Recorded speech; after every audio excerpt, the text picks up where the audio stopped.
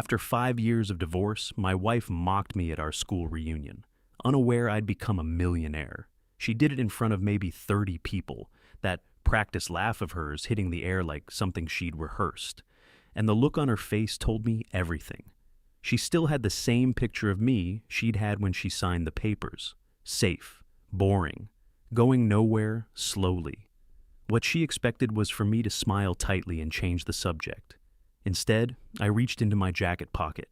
By the end of that night, the same crowd that laughed along with her had read the third paragraph of a regional business magazine article that mentioned my company by name. And I hadn't said a single word to make it happen. It started with a business card and a question from Coach Hartwell. I almost didn't go.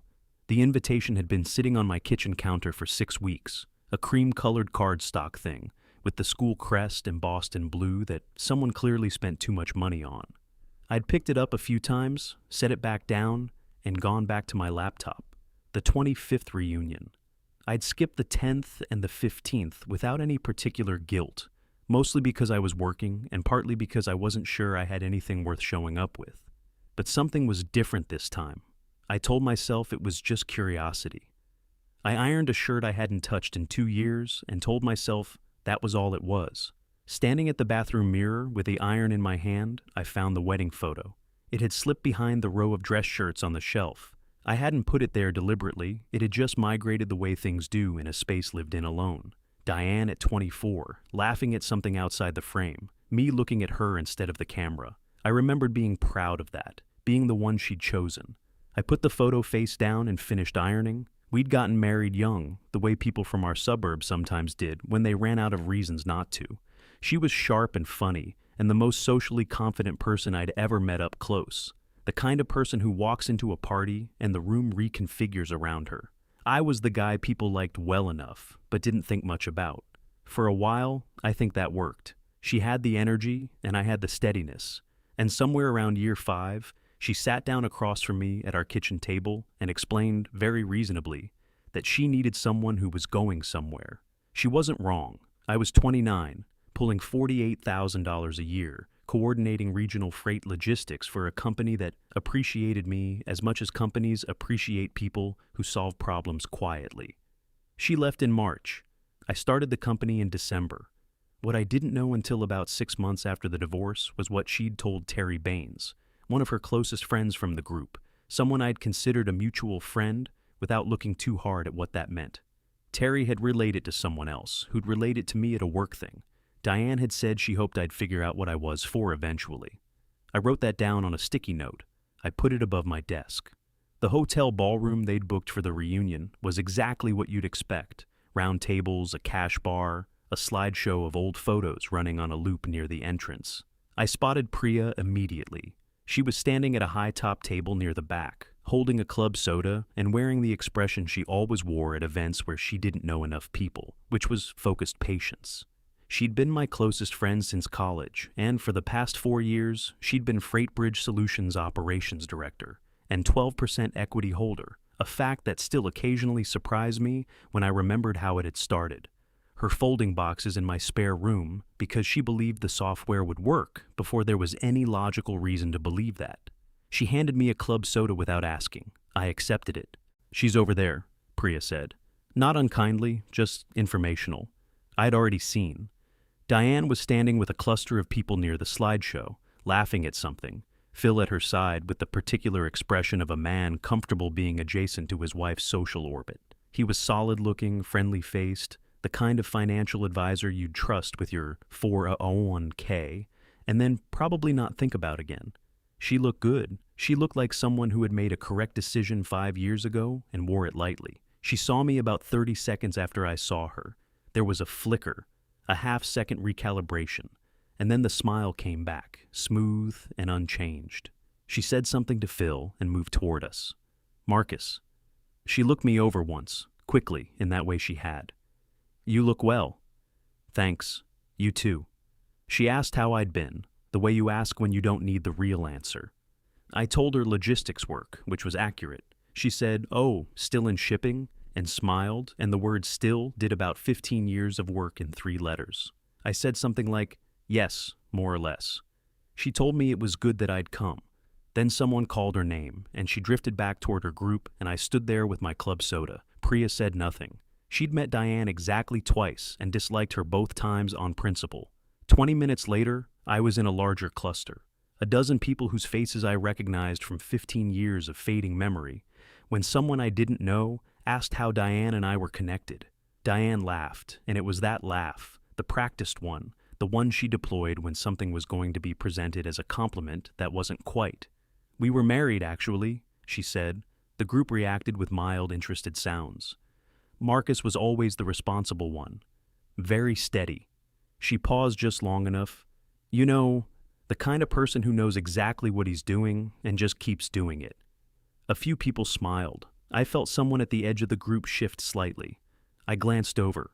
Coach Hartwell, their old gym teacher, retired now, somewhere in his mid-60s, standing with a drink and looking at his shoes the way people do when they're trying to decide whether something they just witnessed is their business. I had a sip of club soda. I didn't say anything. Diane had moved on to another story. Coach Hartwell caught my eye a minute later and tilted his head toward a quieter spot near the bar. I followed him. "So, what are you actually doing these days?" he asked. No preamble. That was one of the things I'd always liked about him. I told him. I explained FreightBridge, regional freight routing software, B2B SaaS, 14 clients currently, an acquisition conversation in progress with a national logistics firm that I hadn't fully decided about. I kept it brief. He was the kind of person who asked real questions, so I gave him real answers. His eyebrows moved up. That's significant," he said. He asked for a card. I'd brought them out of habit. I reached into my jacket and pulled out my card holder, extracted one, and handed it over. He read it again. Then he said, "FreightBridge. Wait, I read something about this, recently." I said the magazine piece had come out about 3 weeks ago. He kept looking at the card. I glanced over my shoulder. Diane was across the room, laughing again, comfortable. Phil had one hand on the bar. Priya was standing about 8 feet from Coach Hartwell, and she'd heard every word, because I could tell by the particular stillness she went very still with when something interested her. Coach Hartwell showed the card to the man standing next to him, said something I couldn't fully hear. The other man looked at the card and then at me, and then took out his phone. I turned back to my drink. The card was in someone else's hand now. I hadn't planned any of this. I hadn't come with a plan, specifically, which was the truth. But I knew what a freight routing algorithm did when you fed it the right inputs. Things found the most efficient path, whether you designed them to or not. Diane was still smiling across the room. The night she thought she was having and the night that was actually happening had just become two different things, and only one of us knew it yet. The card moved faster than I could track. I wasn't watching it exactly. That would have felt like something I didn't want to be. But I could see the phone screens. 2, then 3, then a fourth person pulling up a browser. Priya tracked web traffic to the FreightBridge site as a routine matter, and she'd mentioned a spike the week after the magazine article dropped. I remember thinking at the time that it was probably just the article's pull. Standing in that ballroom, I started to think maybe the site was going to see another one tonight. Diane was still in her element. She was telling a story about a place she and Phil had visited, somewhere coastal, something about a rental that wasn't what it looked like in the photos. And the group around her was doing what groups around Diane tended to do, which was laugh at the right moments and lean in slightly. She was good at this. She'd always been good at this. I want to be honest about that, because it would be easy, 5 years later, to flatten her into something simpler than what she actually was. She was funny and perceptive, and she could read a room faster than anyone I'd known. She just couldn't read one she'd already decided she understood. I want to tell you what those 5 years actually looked like, because "I started a company" is the kind of sentence that sounds like something that happens to people, rather than something you build while your hands are shaking. The first apartment after the divorce was a 1-bedroom in a part of town where the parking lot light was always flickering, and the upstairs neighbor apparently owned a bowling ball.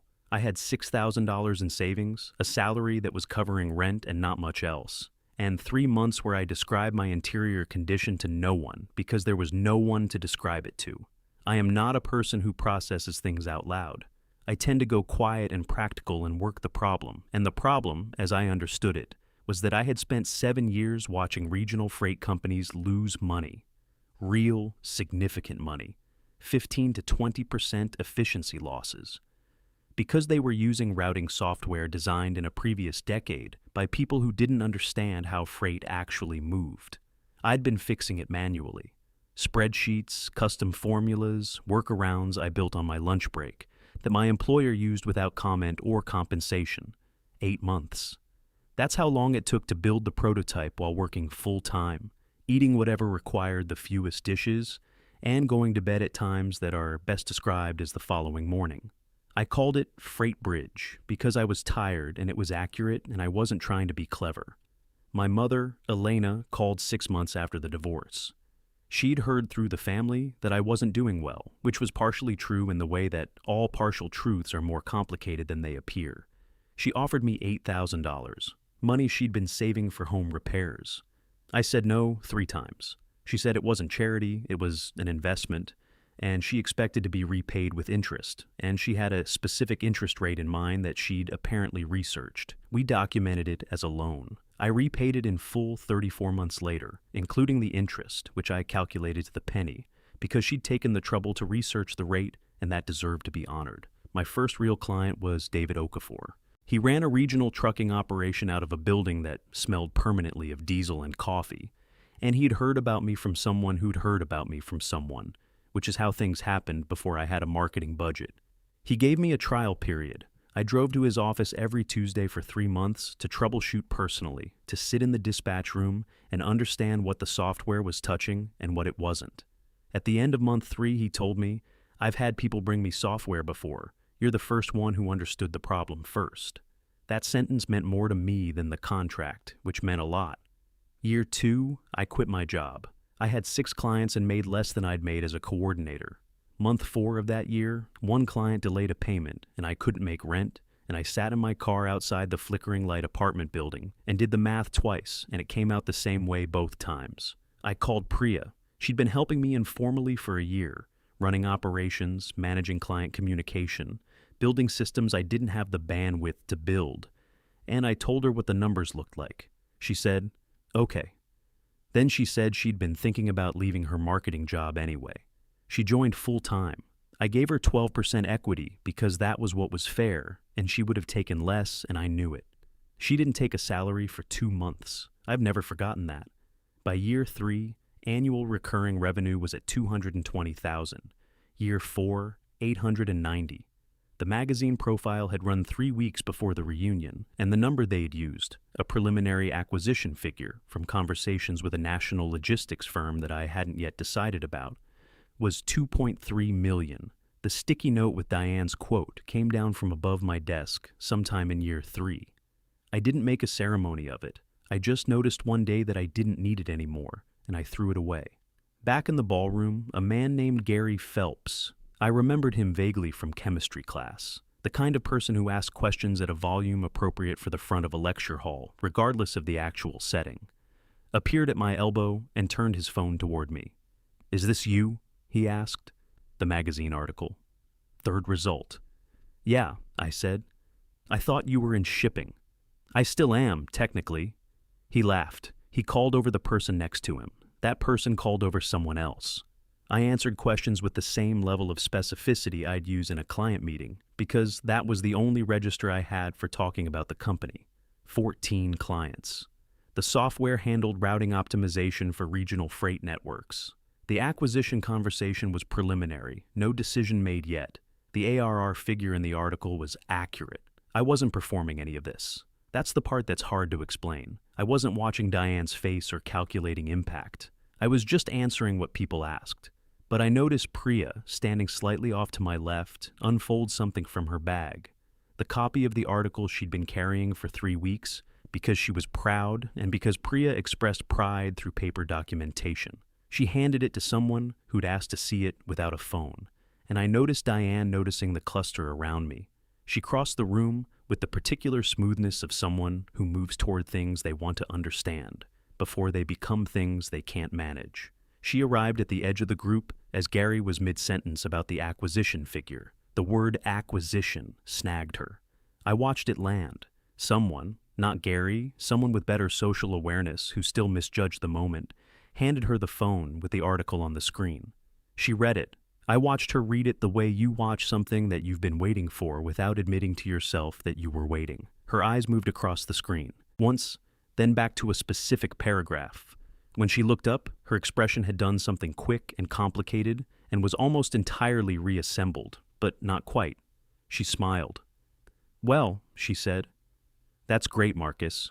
Really. A beat. Although I'm sure the valuation is a little... Those preliminary numbers are always somewhat optimistic, aren't they? Until the deal actually closes." One person nodded. Gary looked uncertain. Most of the group didn't move. Phil had come back from the bar. He was standing just behind Diane's left shoulder, and someone had given him a business card, one of mine, traveling through the room independently. And he was reading it with the careful expression of a man who does this professionally and therefore does it automatically. He looked up. He looked at Diane. He put the card in his jacket pocket. He didn't say anything. Priya, standing near me, said something quietly to the person next to her, not directed at Diane, just conversationally, about having joined the company before it made any money, about doing the first 2 months unpaid, about believing the routing model would work when the company had 5 clients in a flickering parking lot. She wasn't performing either. Priya is constitutionally incapable of performing. She was just telling the truth because someone had asked how she knew me. But what it meant in that room, in that particular configuration, was that the picture Diane had been painting for 5 years, the one where she'd left a man without direction or ambition, now had a witness who'd bet her own career and 2 months of salary on the opposite conclusion. And that witness had been there from the beginning. While Diane was elsewhere, I stepped outside for some air. The parking lot was a parking lot. Concrete and light poles and the distant sound of the highway. I stood out there for maybe 10 minutes and thought about the acquisition offer sitting unanswered in my inbox. I thought about whether I wanted to sell. Not in an anxious way, more like turning an object over in your hands to see how it sits. The company was real. The valuation was real. The national firm that wanted it understood what it was worth better than I would have believed when I was building the prototype in a 1-bedroom apartment with a bowling ball overhead. I hadn't answered because I hadn't needed to decide that night, or the night before, or apparently this one. I went back inside. Priya handed me my drink, which she'd been holding. "Coach Hartwell asked if you'd speak at Alumni Career Day," she said. "I'll think about it." She lowered her voice slightly. "Diane's been in the back corner for about 12 minutes, talking to Terry." I didn't look. I knew what was happening. Diane was doing what Diane did when she encountered information she hadn't accounted for. She was revising, finding the version of events that absorbed the new data without requiring her to reconsider anything fundamental. I'd watched her do it in our marriage. She was very fast at it. It was almost impressive. I said, "I know. The last hour of a reunion is always the truest part. The open bar has done its work. The slideshow has looped twice, and people stop performing the versions of themselves they walked in with. Someone herded us toward the far end of the ballroom for group photos, which meant everyone shuffled into proximity whether they had been avoiding each other or not. I ended up near the back of the cluster. Terry Baines found me there. She had always been Diane's friend more than mine. One of those people you absorb into your life through marriage and quietly return when the marriage ends. She was looking at me with an expression I didn't immediately recognize, and then I did. It was the expression of someone recalculating, not guilty exactly. More like someone who'd been carrying a fact that no longer fit the folder they'd stored it in. "I didn't know you'd started a company," she said. "I know. Diane mentioned that you'd changed a lot." There it was. That was the revision. In Diane's updated version, I had changed, which meant the person she'd described for 5 years had been accurate at the time of description. The story was still correct. I had simply become a different person since. It was tidy. I found myself almost admiring the speed of it. "I haven't changed that much," I said. Terry didn't seem sure what to do with that. She nodded and drifted back toward the photo group, and I let her go. The photographer arranged us in rows with the particular exhausted authority of someone who does this professionally and has stopped expecting cooperation. I was in the back row. Diane was in the middle row, 3 people to my left. I could see Phil behind her, 1 row back. He had the slightly flattened expression of a man who had been at a party longer than he'd expected to be. After the photo, the group dissolved back into smaller clusters. That was when Diane made her second approach. She did it in front of people. Not the entire room, a group of 6 or 7, enough to constitute an audience. She found the cluster naturally, inserted herself into it, and then turned the conversation in my direction with the ease of someone changing a radio station. "You know," she said to the group generally, "I always knew Marcus was driven. That was honestly part of why we didn't work out. He was so focused, always working, and I just needed someone more present. More there." She smiled at me as she said it, warm, generous, the smile of someone granting a compliment to a person who deserved more credit than they'd been given. I want to be clear about what she was doing, because I think it matters. She wasn't being malicious in the way that people mean when they use that word. She was managing. She was taking the information the room now had and rewriting the origin story so that she remained the person who had made the correct assessment. In this version, she hadn't left a man going nowhere. She had left a workaholic. The correction was subtle enough that most people would accept it without noticing the seam. Coach Hartwell was standing at the edge of the group. He'd been there for about 30 seconds. He waited until she finished. Then he said, pleasantly, without any particular edge, "Huh, I always thought you two had called it because..." He stopped. He's not the kind of man who makes scenes. He never was. 30 years teaching high school, and he developed a very precise economy of intervention. He knew exactly when a sentence didn't need to be finished. The pause lasted maybe 2 seconds. Diane filled it with something smooth about how these things were always complicated, weren't they? No single reason, people grew in different directions. She said it well, but the pause had existed, and 6 people had heard it exist, and Coach Hartwell had not contradicted his own hesitation. Then Gary Phelps, bless him, asked about the acquisition. "So, is the deal actually happening?" he said to me, at a volume that covered the immediate area. The article said early stages. Is it moving forward? This was the question that had been waiting in the room all night. Gary didn't know that. He was genuinely interested in business, genuinely curious, and completely unaware that the question was a detonator with a very short fuse. Diane had spent the previous 15 minutes carefully repositioning herself, and Gary had just handed the conversation back to the specific number she'd tried to qualify as optimistic. I answered him the same way I'd been answering things all night. The acquisition was not final. The preliminary valuation was the acquirer's figure, not mine. The company had 14 current clients with a retention rate I was reasonably proud of.